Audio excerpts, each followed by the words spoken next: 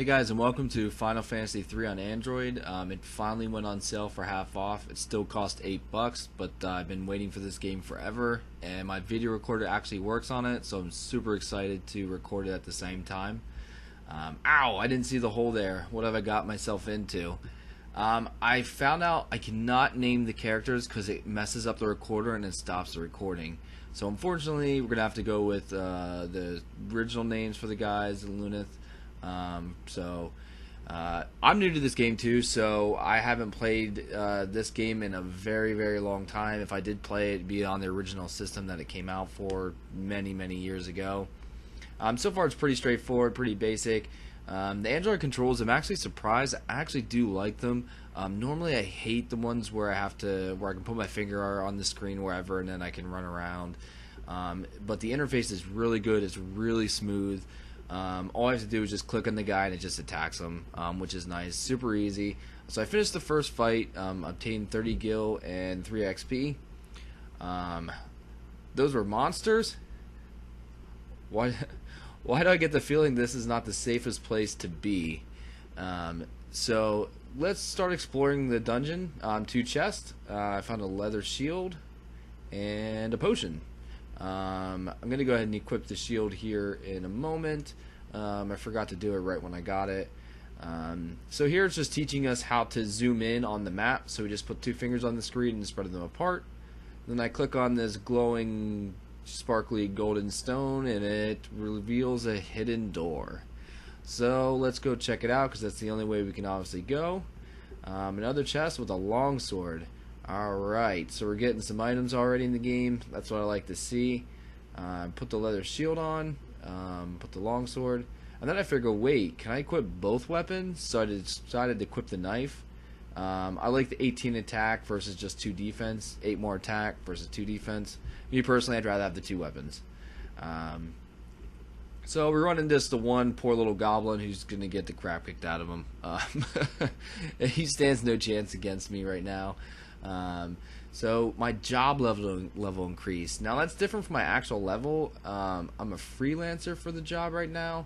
I'm not 100% sure what that means. I'm sure we'll find out here later in the game what that fully means. Now we run into a blue orb with smoke and some shell guy with 1 eyeball. 2 weird looking creatures. I'm gonna go ahead here and kill them pretty easily, and they do actually give 15 gil and 6 XP, way better than the goblins, so I prefer to run into those more often, get some levels up. Go ahead and run into them back to back. Same thing's gonna happen. I'm just gonna kick the crap out of them, and then that'll be the end of that. I actually played this first dungeon like 4 times trying to figure out why the recorder wasn't working properly. Nice thing is though is the first video was like 15 minutes long, the second one's only about 10 minutes, so doing it so many times I was able to speed it up quite a bit, which makes it a little bit better, but not as realistic as me playing it for the first time. That would explain why you guys noticed that I'm pretty much know how to do everything from the start, at least the basic stuff. And man, there's chests everywhere. They really want to give you a lot of free stuff to start out the game. I'm running into my 3rd set of these guys. So as far as this game goes, I've been waiting for months to get it because it's normally $16, and there's no way I was paying $16. But it has amazing reviews. The comments are amazing on it. And I do have it wishlisted, and I was checking from time to time. Decided to check it today, and it was finally on a 50% sale. They did release Final Fantasy 4 since then. That one's obviously not on sale right now because it's one of the newer ones. A Wellspring, what majestic colors. If you play games, everyone knows when something like this comes up, it's obviously going to restore your health, and it also restores my mana as well. That was pretty obvious from the get-go, at least for me it was. Now we're fighting this hanging plant-looking eyeball thing. Pretty much same outcome. Obviously, they're not going to make the game too hard from the start, because they need to teach you how to do it. I mean, they gave me a lot of potions, even though I'm really not needing them. Mainly because of the wellspring back there, which was nice. Now we're going to exit this dungeon and we're going to come into a stone pillar room. So let's see what happens here. What's next? The evil creature attacks Lunith. A giant land turtle decides to attack me. I decided to go to my items and use the Arctic Wind items I got. They'll do some magic damage to them. I was hoping they do quite a bit, which turns out they do. They did about 40 damage on the first one. I have 2 of them. So I figure I'm going to use them both up just to try to kill this guy as fast as possible without using up potions. Second one does 45. He's actually hitting me pretty hard too. I don't remember him hitting me that hard the first time around, but the first time around I used the shield. So maybe the shield, only 2 more defense, maybe that helped quite a bit. But he dies with just 2 hits and 2 of the items. Pretty easy. 500, we're going to call it gold because I don't feel like calling it gil. So 500 gold, increased my level. Look exhausted after that fight. It took a lot out of me to beat up that turtle and make some turtle soup. So you've been chosen. So now we're going to find out what the game's about for the most part. Who's that? Warriors from the land of darkness, you have been chosen as the bringer of hope.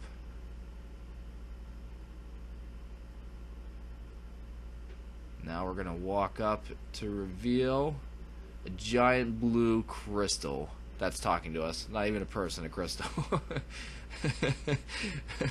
Darkness is threatening to engulf the world. When light is lost, the equilibrium will be no more. What? What are you talking about? There are others who share your destiny. You must seek them out. Once you find them, I will bestow upon you our last hope. Now go. Well, wait, I don't understand. So it's going to teleport us now to the actual world here. In a moment, I had some troubles clicking on the screen. It wasn't good. It wasn't advancing, as you can see. It took me like 5-6 seconds to get it to go. For an old game being ported to Android, I'm impressed with the graphics, to be honest. I mean, these graphics are good enough for me, especially on my phone. I'm back on the Surface. Wait, was that light, darkness, our last hope? So there's a city. Obviously, I'm supposed to go into the city. Pretty obvious. Something happened with the video recorder there. It was shaking a little bit crazy. But start talking to people. They tell me the elders want to see me. Hopefully this isn't messed up too bad. Gonna go talk to Elder Don. I can sense what happened to you. You must now heed the words of Elder Tupapa. Go in the room. There's 3 people. This lady is apparently Nina. She was my mother who took care of me. If you run into the trouble, I'm trying to look at the control hints. Basically, she's telling me how to look up some help if I need it under controls, config 2. This guy tells me that Nina is not my actual mother, but I should treat her like my mother because she took care of me as good as a birth mother would have. Now it's time to talk to Elder Tupapa. You have come, Lunith, so it is you who has been chosen. You must understand that your meeting with the crystal was not a coincidence. It was the crystal's will. You have been chosen. Chosen for what? I don't understand. A long time ago, a traveler came to me carrying a newborn child. His face was covered in soot and his clothes were burnt to tatters. The child he carried in your arms was you. To think, even as a newborn, you are already destined to be the chosen one. You must now step forth in your journey, take power of the light, and I skipped through the rest. I kind of learned to slow down. And that's it for the starting of this game. I am going to play this as a playthrough because I actually really want to play the game really bad.